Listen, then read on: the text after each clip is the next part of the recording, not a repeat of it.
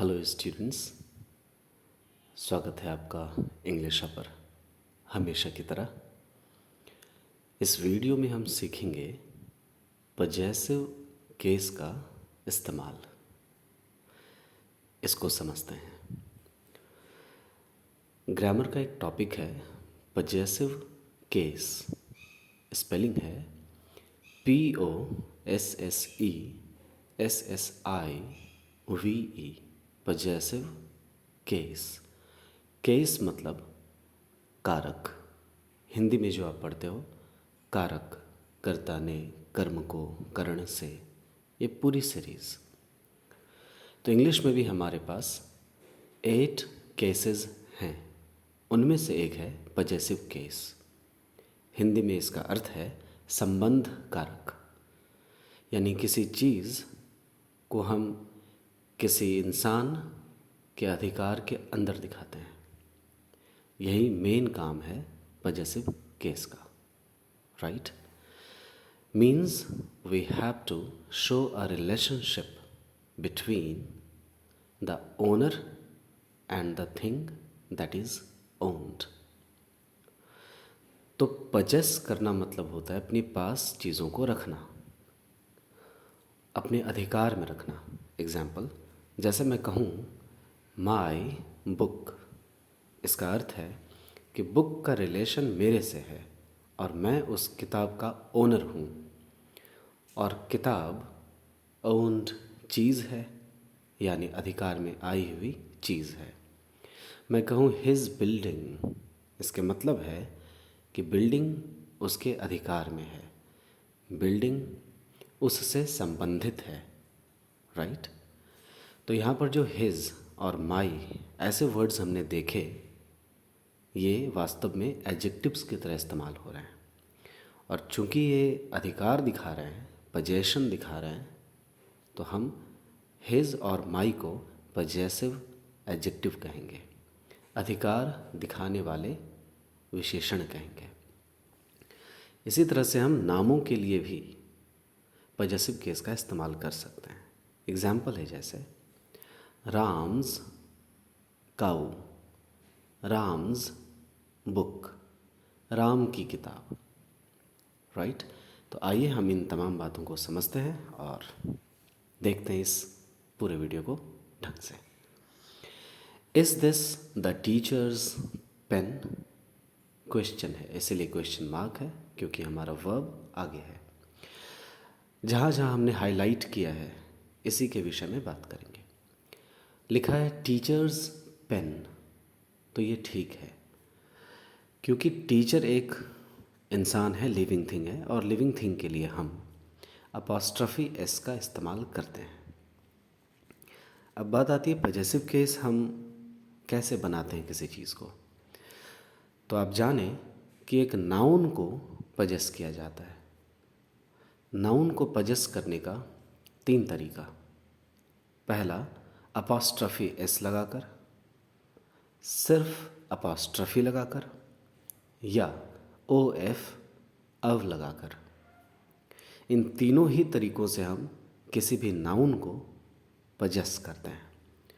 और जब हम नाउन में अपॉस्ट्रफी एस या अपॉस्ट्रफी लगा देते हैं तो वो नाउन अब नाउन नहीं रहता है बल्कि एक एडजेक्टिव बन जाता है, और उसके बाद एक नाउन आता है। जैसे यहीं पर देखें आप, टीचर्स के बाद हमने पेन लिखा है। पेन इज़ अ नाउन, और इस नाउन का संबंध किससे है? शिक्षक से है। इस कलम का संबंध किससे है? तो शिक्षक से है। यानी इस पेन का ओनर कौन है? तो टीचर है। इसी थॉट को हम हमेशा देखेंगे। अब बात आती है अपॉस्ट्रफी एस कहाँ लगाएं, अपॉस्ट्रफी कहाँ लगाएं, और OF अव कहाँ लगाएं। इसी बात को ध्यान से सुनिएगा आप, इसकी तमाम चीज़ें आपको समझ में आ जाएंगी। अगर सबसे पहले नाउन लिविंग होना चाहिए और नॉन लिविंग होना चाहिए। अगर नाउन लिविंग है तो अपॉस्ट्रफी एस लगेगा या तो अपॉस्ट्रफी लगेगा, और अगर नाउन नॉन लिविंग है तो OF अव लगाकर हम पजेस करते हैं। अब है कि लिविंग में अगर नाउन सिंगुलर है तो अपॉस्ट्रफी एस लगाएंगे, और नाउन अगर प्लूरल है तो अपॉस्ट्रफी लगाएंगे, और नॉन लिविंग है तो ओ एफ तो अब लगाएंगे ही लगाएंगे। ऐसे क्वेश्चंस हैं इस सीरीज़ में, बस आप ध्यान से इसे समझते चलिए। आप इसको इस ट्रिक से याद रखें, जो नाउन सिंगुलर है जैसे कैट, डॉग, बॉय, टीचर, ये सभी देखेंगे आप सिंगुलर नाउन है। इनमें एस या ई एस नहीं लगा है, तो आप ऐसा सोचें कि जिस नाउन में एस लगा नहीं है पहले से, आपको अपॉस्ट्रफी के साथ अपनी तरफ से एस लगाना है, यानी अपॉस्ट्रफी में एस लगाना है। और जिस नाउन में पहले से एस लगा हुआ है या ई एस लगा हुआ है, यानी नाउन पहले से ही प्लूरल बना हुआ है, एस या ई एस लगने से ही प्लूरल बनता है नाउन, तो हम उसको पजेस करने के लिए अपॉस्ट्रफी के साथ एस नहीं लगाएंगे। अर्थात नाउन में अगर एस नहीं है तो अपॉस्ट्रफी के साथ एस लगाइए, और नाउन में अगर एस लगा हुआ है प्लूरल बनाने के लिए, ध्यान रखना है, तो आप अपॉस्ट्रफी के साथ एस मत लगाइए।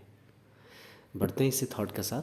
सो teacher is a singular noun and it is a living thing.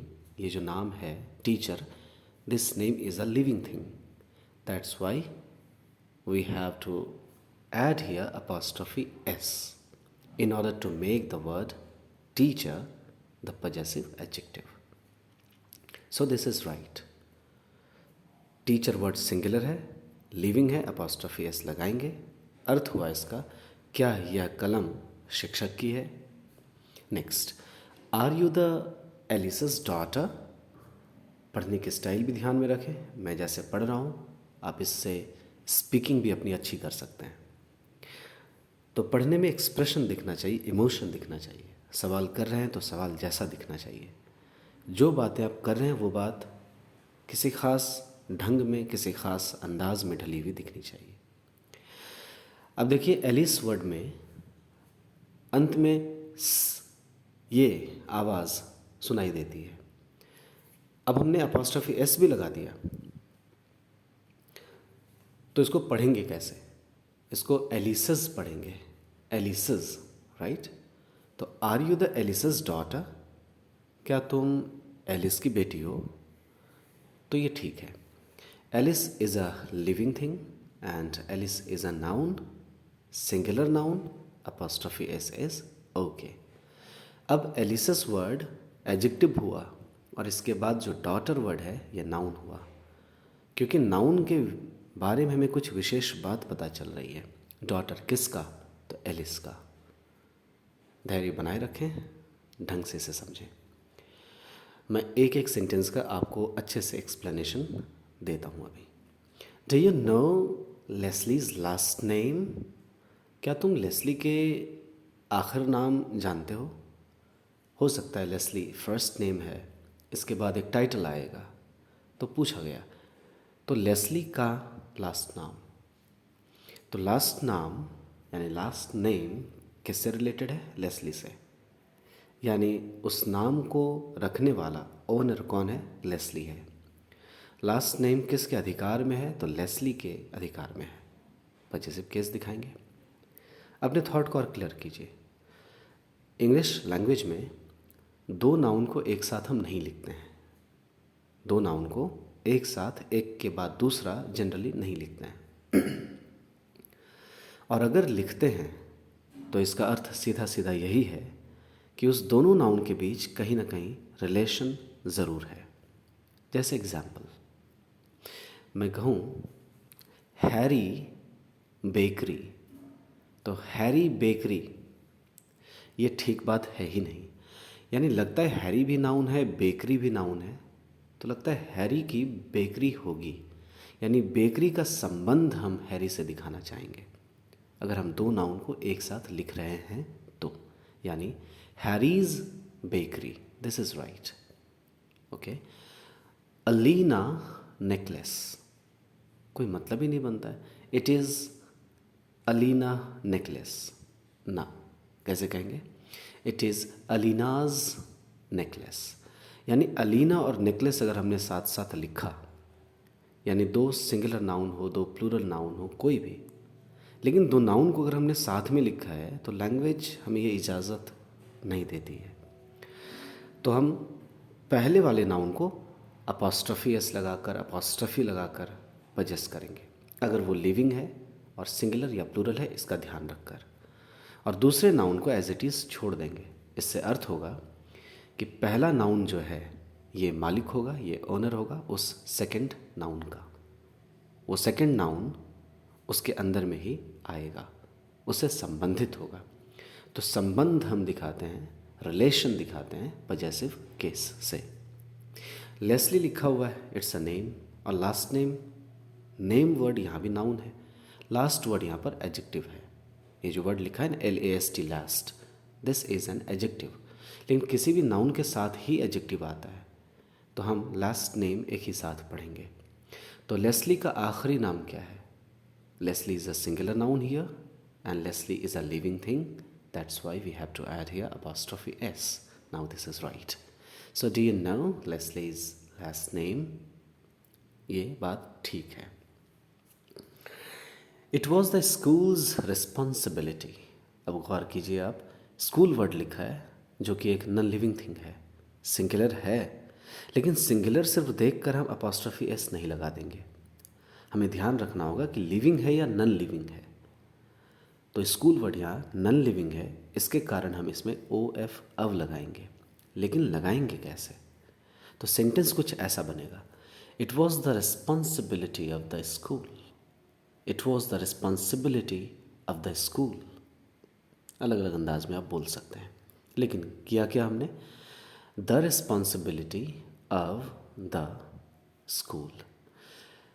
यानी आप रिस्पॉन्सिबिलिटी को पहले लिखें, यानी सेकंड वाले नाउन को पहले लिखें, और फर्स्ट वाला जो नाउन है, जो नॉन लिविंग है, जिसे हमने पजेस करके दिखाया है, उस नाउन को बाद में लिखें।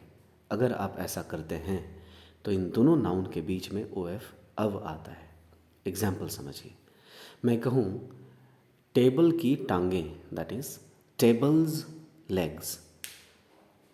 Okay, the table's legs are broken. Competitive exam का क्वेश्चन है कि इस टेबल की टांगें टूटी हुई हैं। ये गलत है, क्योंकि table is a non living thing, we cannot possess it using apostrophe S. तो हमें कैसे कहना होगा? हमने देखा टेबल्स लेग्स लिखा है, तो सेकंड नाउन लेग्स को पहले लिखेंगे, और टेबल्स वर्ड जो है तो इसमें से टेबल नाउन को बाद में लिखेंगे, और इन दोनों के बीच में OF अव लिखेंगे। तो बन जाएगा कुछ ऐसा, the legs of the table. Table क्योंकि ख़ास है, हम किसी ख़ास टेबल की बात कर रहे हैं। मेरे सामने टेबल टूटी हुई पड़ी है, जिसे मैं जान रहा हूँ, देखने वाले भी समझ रहे हैं, यानी द लगाना पड़ेगा। द डेफिनेट आइडिया के लिए लगाते हैं, और टेबल हमारे सामने एक डेफिनेट चीज़ है जिसकी हम बात निश्चित तौर पर कर रहे हैं, इसलिए द लगेगा। So the legs of the table are broken, right. Bag's colour गलत है, the colour of the bag. Colour को पहले लिखा, बैग को बाद में लिखा, OF अव लिखा बीच में, तो the colour of the bag. Walls height, दीवार की ऊंचाई, नो, वॉल एक न लिविंग थिंग, तो क्या कहेंगे? The height of the wall. Height को पहले लिखेंगे, वॉल को बाद में लिखेंगे, इन दोनों के बीच में OF अव लिखेंगे और द लगाएंगे। अगर बातें श्योर हैं तो, सर्टन है तो, इसलिए होगा the height of the wall. समझ गए आप? तो इसी तरह से school's responsibility, this expression is a wrong expression. We have to write the word responsibility before, then we have to write the word school. So the sentence is, it was the responsibility of the school. Okay, here's my parents address. यहाँ जो here's लिखा है इसका अर्थ है here is. Okay, here is, तो hair और IS is, इस दोनों को जब हमने मिला दिया तो I लेटर अपॉस्ट्रफी के आने से डिलीट हो गया।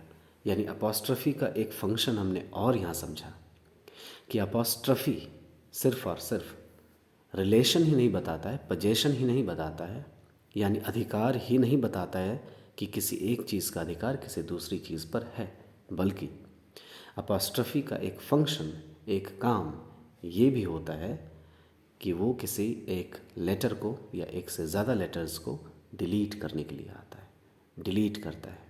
जैसे आई हैव हम बोलते हैं ऐसा, लेकिन इन प्रैक्टिस लिखे हुए में आपने देखा होगा आई अपॉस्ट्रफी ऊपर और वी ई लिखा होता है, तो एच और ए ये दोनों लेटर कहाँ गए?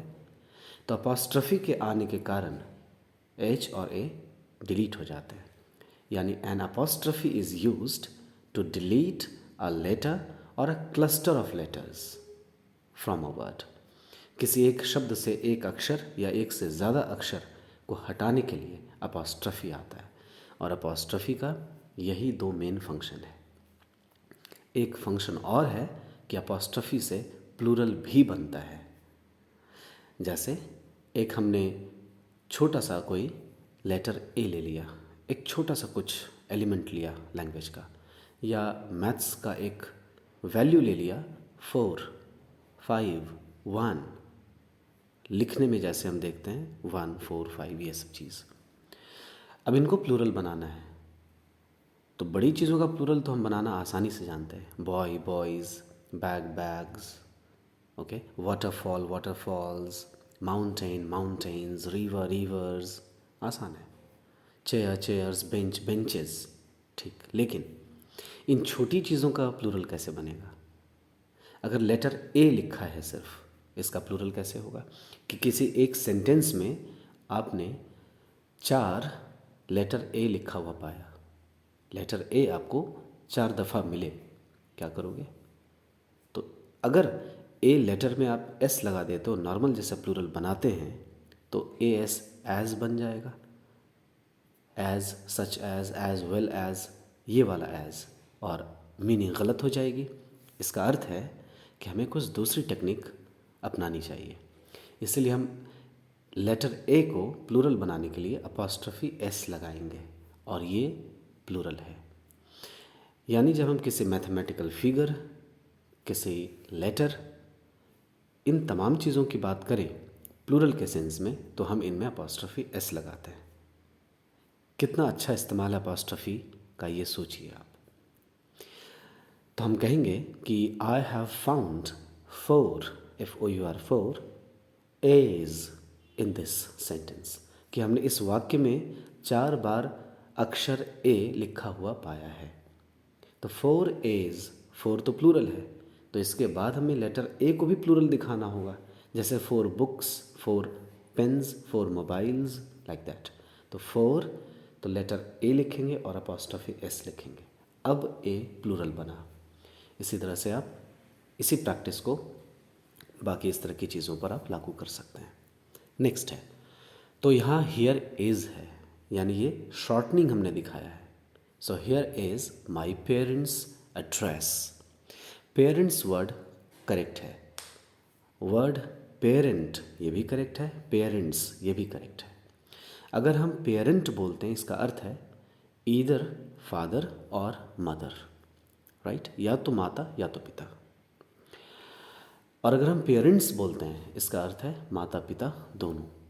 तो पेरेंट्स वर्ड प्लूरल है, लिविंग है, यानी पहले से एस इस वर्ड में दिख रहा है, यानी हम एस नहीं लगाएंगे अपॉस्ट्रफी के साथ।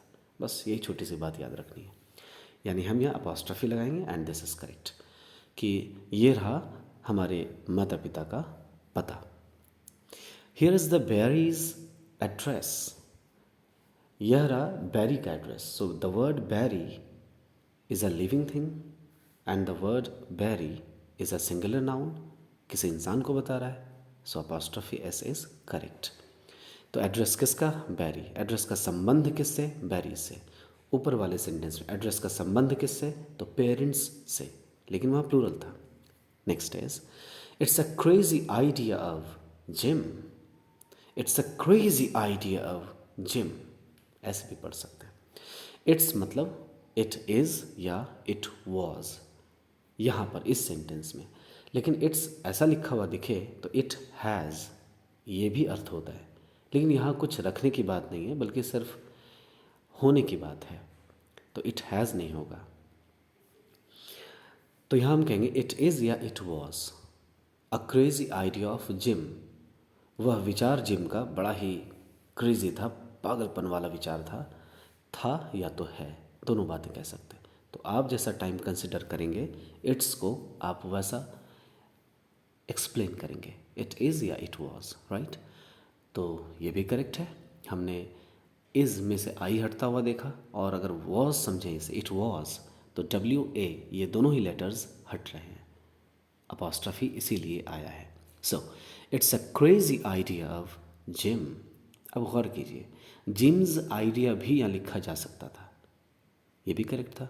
It's a crazy idea of gym में OF अव से हम दिखा रहे हैं पोजीशन कि जिम का विचार, ओके। या हम ऐसा कह सकते थे, it's Jim's crazy idea, okay, it's Jim's crazy idea. देखिए जैसे question number 3, Leslie's last name, उसी तरह से जिम्स क्रेजी आइडिया, ठीक है। That's an old habit of Marian's. Marian नाम का इंसान है, एक ही इंसान है, तो अपॉस्ट्रोफी S लगेगा, ये तो हमने सोच लिया। लेकिन क्या यहाँ लगेगा? नहीं, क्योंकि OF अब लगाकर हमने पजेस कर दिया है, और मैरियंस के बाद देखिए कोई नाउन भी नहीं आ रहा है, तो मैरियंस एडजेक्टिव बना हुआ यहाँ फ़िलहाल नहीं रह सकता, क्योंकि मीनिंग में ये एरर रह जाएगा फिर। So that's an old habit of Marian's. ऐसा कहना गलत, हम क्या कहेंगे, that is an old habit of Marian. That is लिखना ज़रूरी नहीं, ये मैंने बताया आपको। तो दैट इज़ है या तो दैट वॉज है, तो that's an old habit of Marian, simply ऐसा। That bag is of Ram, ऐसे बोलते ना, राम्स तो नहीं बोलते। या तो फिर ऐसा बोलिए, दैट इज़ राम्स बैग, तो इसी तरह यहाँ हमें बोलना होगा, that's Marian's old habit, okay, that's Marian's old habit, या तो ये या तो that's an old habit of Marian. तो मैरियंस में से अपॉस्ट्रोफी S हटा देंगे। What's the Harrison's number? Harrison का नंबर क्या है? This is the right statement. What's the Harrison's number? Harrison is a person, it means this word is a living noun, living thing, ऐसा कहेंगे, और singular noun है, इसलिए apostrophe S लगेगा। What's यानी कि व्हाट इज़ या व्हाट वॉज है। What was the Harrison's number? Harrison का नंबर क्या था? What is the Harrison's number? Harrison का नंबर क्या है? दोनों ही बातें ठीक हैं। आप किस कहानी में इस बात को फिट करते हैं, it totally depends on you और on the speaker. The last question of this session is, where is that friend of Carol? Where is that friend of Carol, या कैरल भी पढ़ सकते हैं, कैरल, ये भी प्रोनाउंसिएशन ठीक है। तो मैं पूछ रहा हूँ कि कैरल का वह दोस्त कहाँ है? Where is that friend of Carol's नहीं होगा, यहाँ पर CAROL अपॉस्ट्रोफी S नहीं लिख पाएंगे, क्वेश्चन नंबर 8 के जैसा, मैरिसन्स जैसा हमने देखा। So this statement is already correct. This is all about this session. Thank you so much. आपने कैसा महसूस किया, कितना सीखा, मुझे ज़रूर बताएं कमेंट्स में। कमेंट बॉक्स आपका ही है, और किसी फर्दर सजेशन के लिए आप ज़रूर कमेंट करें कि आपको किस टॉपिक पर क्या सीखना है। इंग्लिश की कोई भी चीज़ आप पूछ सकते हैं, ask anything. Thank you so much. जय हिंद।